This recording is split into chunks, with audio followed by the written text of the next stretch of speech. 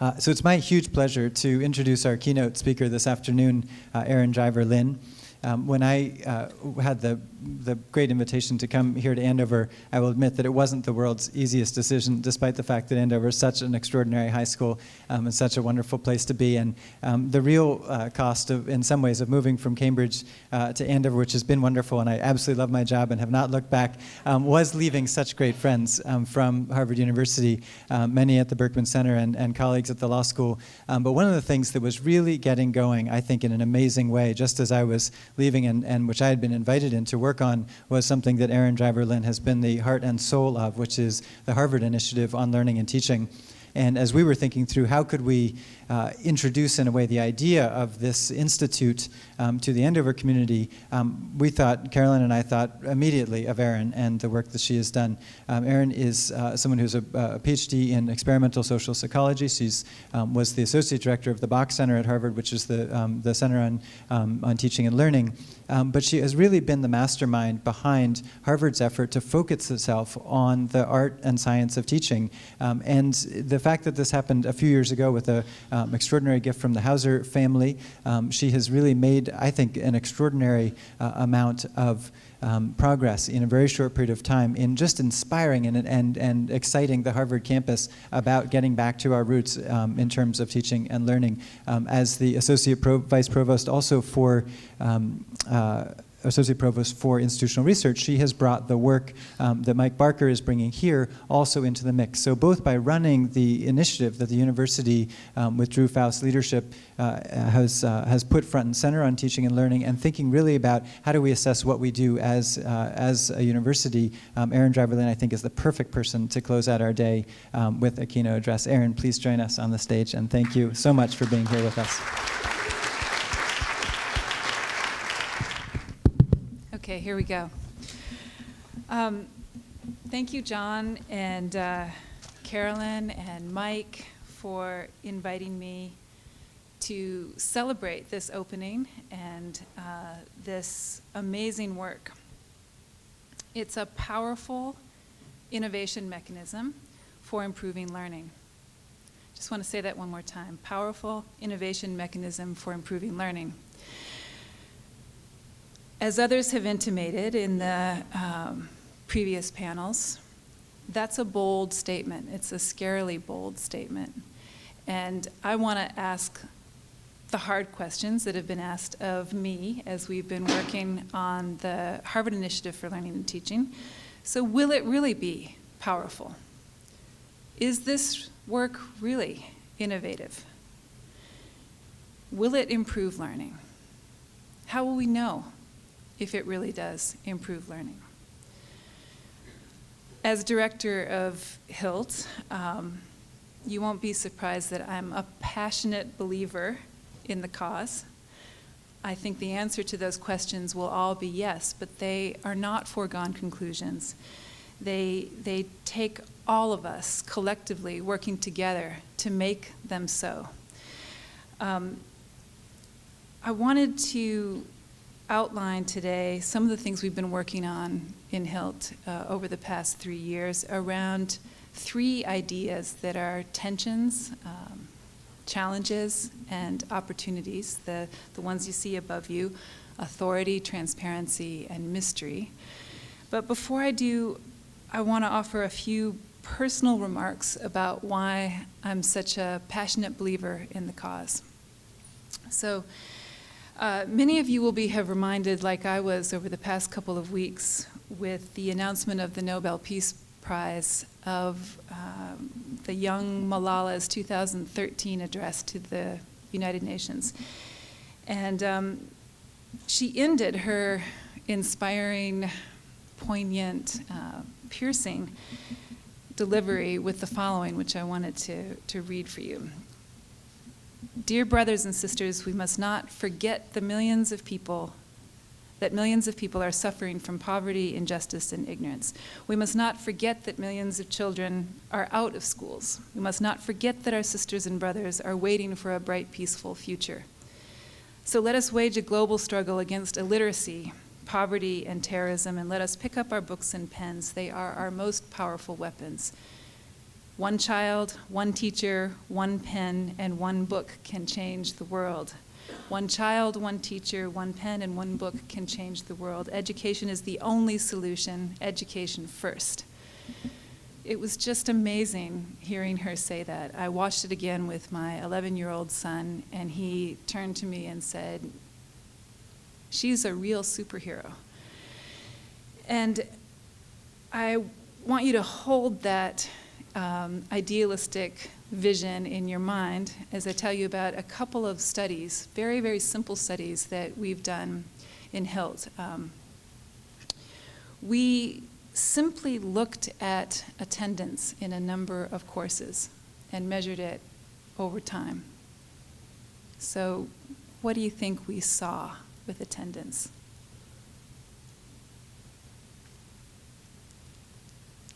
You see this, okay? Anybody willing to say what you think other than a downward slope?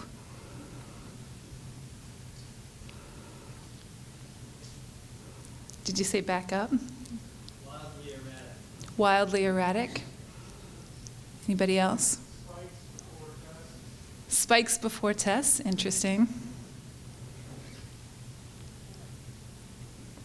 What else? Depends on the professor. You were right. All of these things are right. It's not necessarily, it was a simple study, it's not necessarily a simple answer. But what we saw is attrition at every level of time dimension overall. So less attendance on Wednesday than on Monday, and on Friday than on Wednesday. Less attendance from seniors than from freshmen. Less attendance at the end of the semester than at the beginning of the semester. It did depend on test days. It does depend on whether attendance is required in a course. Importantly, learning outcomes, as defined in these classes, was connected with attendance. So we have this idealistic, we want people to be able to attend school, and then we have these amazing, talented young students who aren't coming to class. How do we think about those things? I fully believe that the students, you probably don't have this problem at Andover, not at all. Not this problem. No.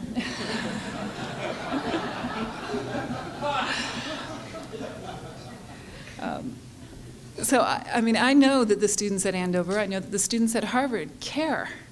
They find Malala inspiring. They believe in the power of education. They believe they should attend class. They're in this privileged and terrifying position of having all of the opportunities that they can be superheroes, that they can go off and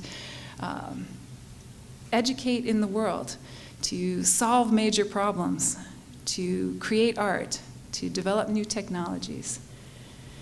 And they're not coming to class, so why not? Is it because the teaching's bad? No, it isn't always because the teaching's bad. Sometimes the teaching's bad. But many times, these are amazing professors. They're inspiring lectures, and students are still not coming. Some professors say, is this because the kids these days just don't know how to work hard enough? Is it because they have too many distractions? Are our expectations wrong? Probably overdetermined, probably some combination of all of those things. And we all get the trade-offs. I don't know about many of you, but when I go and I've looked at online courses, I think that I'm going to finish them, and I don't. We have too much that we want to do and not enough time, and we're constantly making these trade-offs. And, at least on my campus, it might not be true here, we don't have a full consensus that this is a time of disruption, that this is a time that we need to pay attention. And yet still, you have people not coming to class. That alone is enough reason for me to think that we have to interrogate our educational practices. We have to recognize the amazing, amazing strengths of our faculty and the curricula that has been built up over generations. And at the same time, we have to experiment with them to make them stronger still. So people on my campus vary in their excitement about innovation. Some people actually really hate the word innovation. A music professor I know said, "I want to remind you that in the Victorian era, when you called someone an innovator, that was an insult." And this was not a person who actually didn't want to change their practice. He cared a lot about wanting to change his practice. He just thinks that the word innovation has come to be a stand-in for faddish change, for change that's only related to technology, for tips and tricks, change just for the sake of change. On the other hand, you have students who are competing wildly to get into the innovation lab. I agree with Ted and Connie. It is a time of urgency, but not everyone on my campus agrees with that. So we've decided to think of our role with HILT. As John said, it's this initiative launched by this amazing gift from Rita and Gus Hauser to President Faust. As designers, creating the context for people in our community to innovate by whatever definition they like to think of as innovation. And as a design team, we have recognized three design constraints, these words, and I've chosen them because I think they give a sense of the positivity and the negativity that is part of these design constraints. I'm just going to describe them briefly. Authority. So, like Andover, we have some authoritative roles and traditions at Harvard. We have subtle and not so subtle hierarchies, and they are real and powerful. This is just a contextual fact. What we want to design are effective ways to increase participation in improving educational practice, but whose responsibility is that? Is it the president's? Is it the head of school? Is it the deans? Is it the faculty? Is it the students? Is it the administrators? Whose responsibility is it to do this work? Who has the authority and the power to say what changes are okay and what changes are not okay? There are some classic psychological principles at play here. One, distributed responsibility. So all have responsibility. All of those parties are important for affecting change. And there isn't actually clarity about who's supposed to take the lead, who's supposed to designate the change that's okay. Also, we know that extrinsic motivation is not the same as intrinsic motivation. We want to instill intrinsic motivation to engage in learning and effective teaching, and we know that extrinsic motivation can actually decrease intrinsic motivation.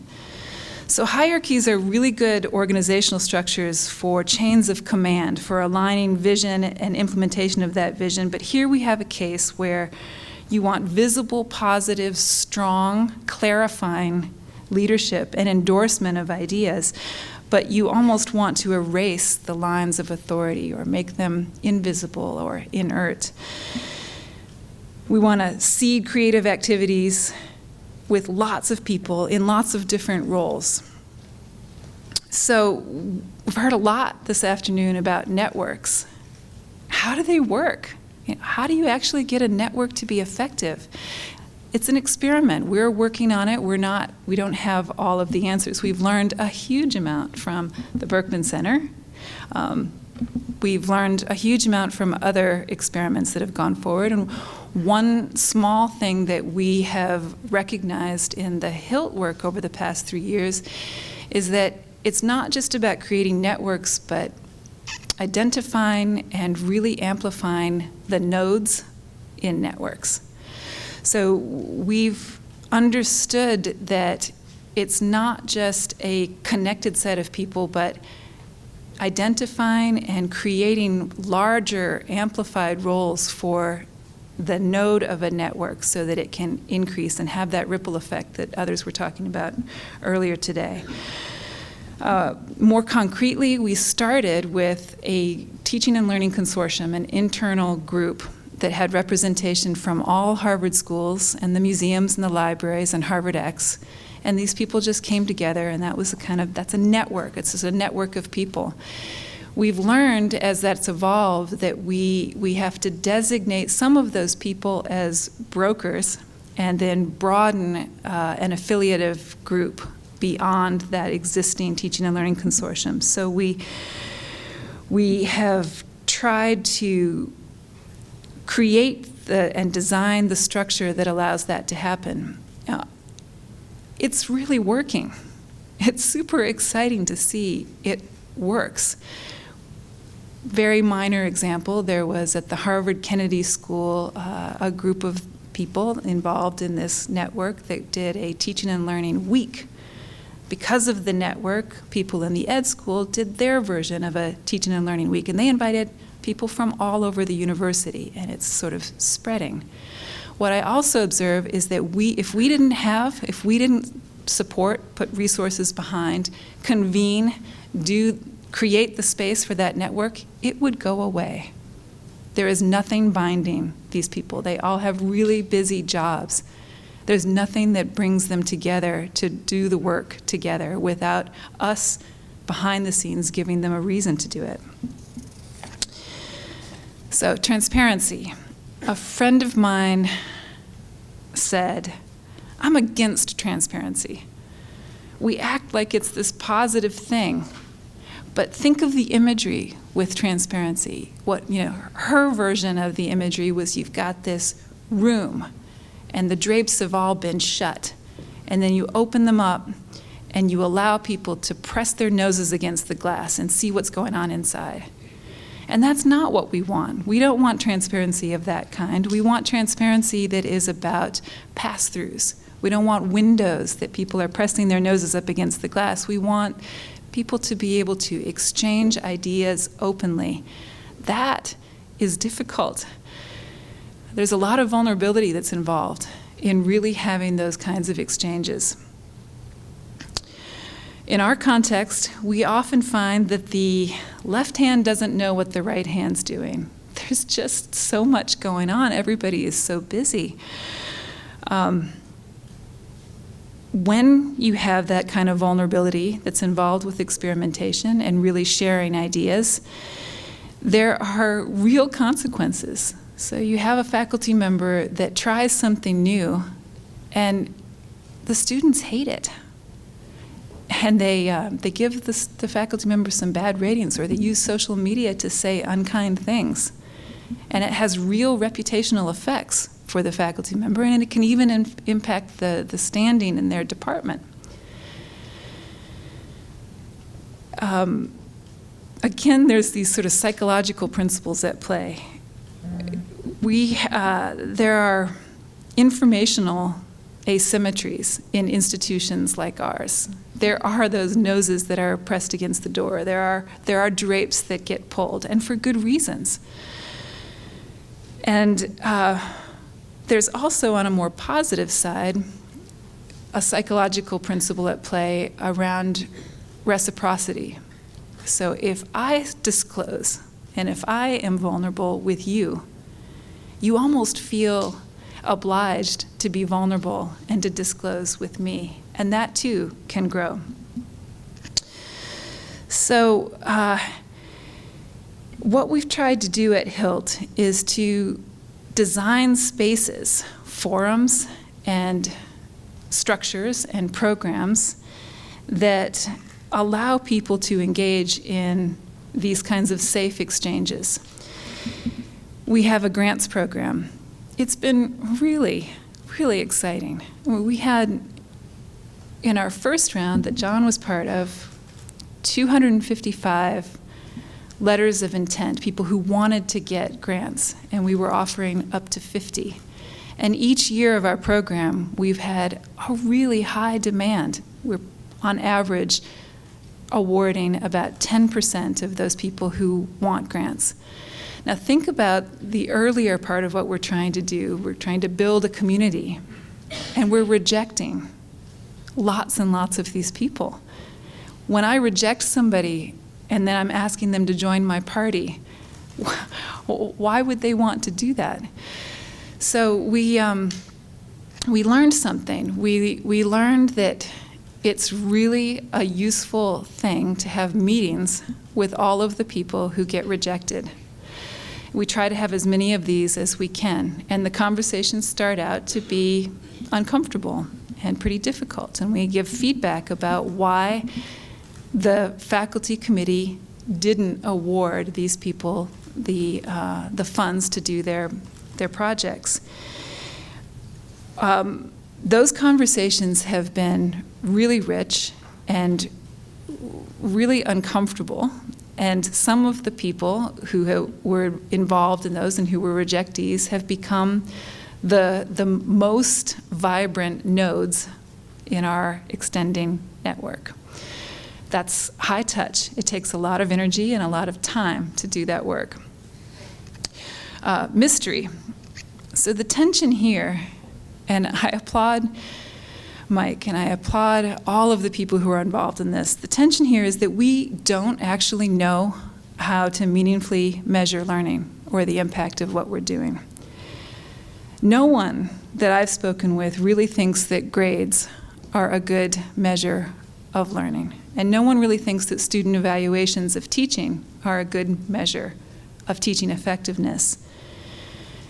Almost any academic can really quickly poke holes in even the best methodology around measuring teaching and learning.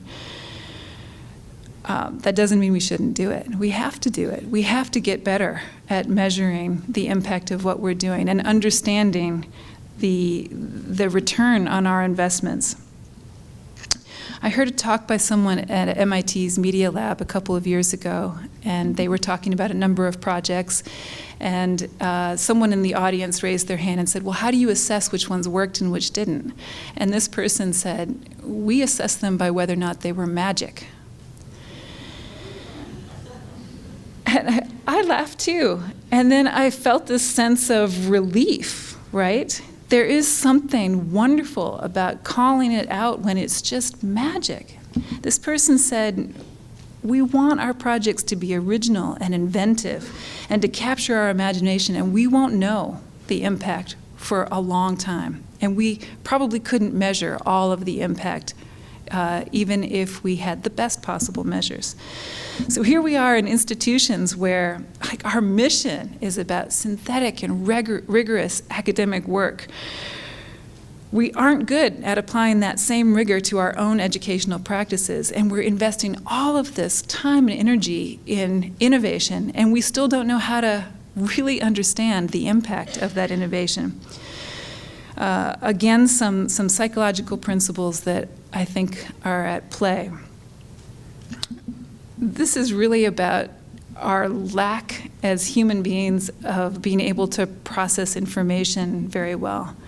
Some of you might have heard about the rule of thumb, 7 plus or minus 2. We can only hold in our heads 7 plus or minus 2 things at once. That's why, as often is said, we have phone numbers that are 7 digits. There's, in memory research, there's what's called the primacy and the recency effect. Like you can look at a list of things and you remember the first thing and the last thing, and the stuff in the middle is kind of a mush.